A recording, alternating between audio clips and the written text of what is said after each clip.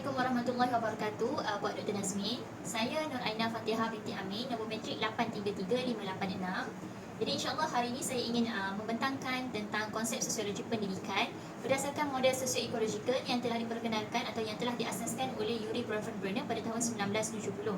Okay, sebelum saya hurai lebih lanjut berkenaan dengan teori beliau, sedikit latar belakang. Jadi siapakah Yuri Bronfenbrenner ini? Beliau merupakan ahli psikologi Amerika, kelahiran Rusia, yang terkenal kerana beliau telah membangunkan satu teori ekologi manusia, iaitu satu rangka kerja kontekstual untuk lebih memahami pembangunan ataupun perkembangan manusia.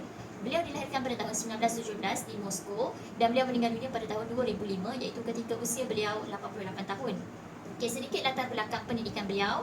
Beliau mendapat ijazah psikologi dan muzik di University Cornell pada tahun 1938.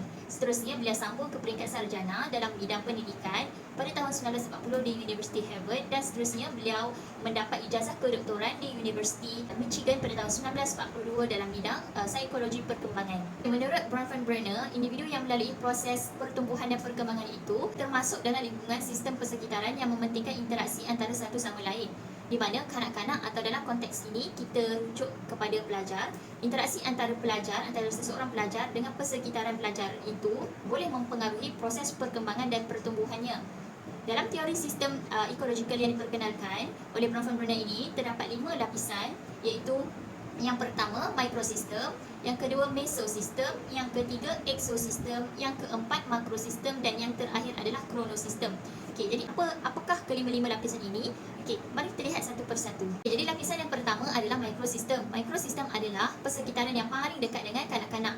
Jadi siapa yang paling dekat dengan kanak-kanak? Sudah pastilah keluarga, iaitu ibu bapa, adik-beradik, atau di sekolah mereka ada rakan-rakan sebaya, guru, atau persekitaran yang terlibat secara langsung dengan kanak-kanak, misalnya seperti pusat asuhan.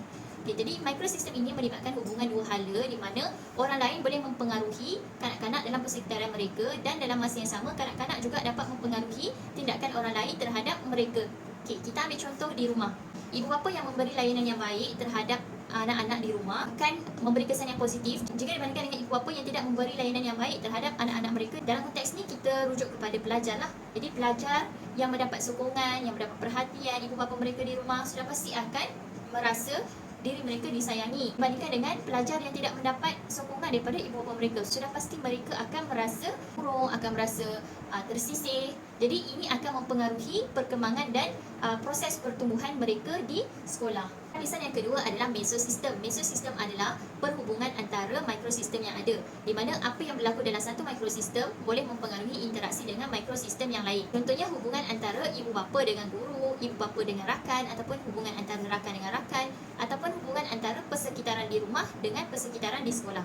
Okay, saya ambil contoh persekitaran di rumah dengan persekitaran di sekolah. Okay, seperti gambar yang kita boleh tengok di atas ni, menunjukkan kanak-kanak ataupun pelajar yang mempunyai masalah keluarga di rumah. Hal ini akan menyebabkan mereka merasa terganggu dan mereka akan terbawa-bawa masalah tersebut ke sekolah ataupun ke dalam kelas, dan akhirnya akan mengganggu prestasi mereka dalam pelajaran. Lapisan yang ketiga adalah eksosistem. Eksosistem adalah persekitaran luar, di mana kanak-kanak memainkan peranan secara pasif, tetapi perkembangan mereka dipengaruhi oleh tindakan ahli-ahli eksosistem. Okey, saya ambil contoh budaya kerja ibu bapa. Sebelum COVID, ibu bapa kena pergi ke pejabat 5 hari seminggu.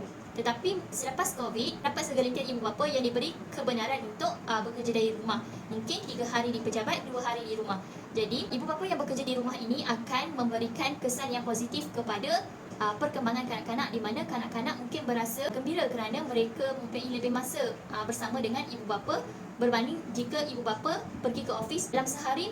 Mungkin pada waktu malam sahaja mereka dapat berjumpa dengan ibu bapa mereka, dan itu pun pada waktu malam tu mungkin ibu bapa mereka sedang penat, mungkin tak dapat nak beri perhatian kepada mereka. Tetapi jika ibu bapa bekerja dari rumah, mereka mempunyai masa yang lebih dengan anak-anak, di mana dalam masa mereka bekerja, mereka juga boleh memantau perkembangan anak-anak mereka. Seterusnya, lapisan yang keempat adalah makrosistem. Makrosistem melibatkan perkembangan individu ataupun perkembangan seseorang pelajar yang dipengaruhi oleh nilai-nilai dan amalan masyarakat. Terdapat beberapa faktor yang boleh mempengaruhi perkembangan seseorang pelajar. Misalnya jantina, etnik, ada resam, ataupun kedudukan sosioekonomi seseorang pelajar itu. Okay, saya ambil contoh antara pelajar yang tinggal di bandar dengan pelajar yang tinggal di luar bandar.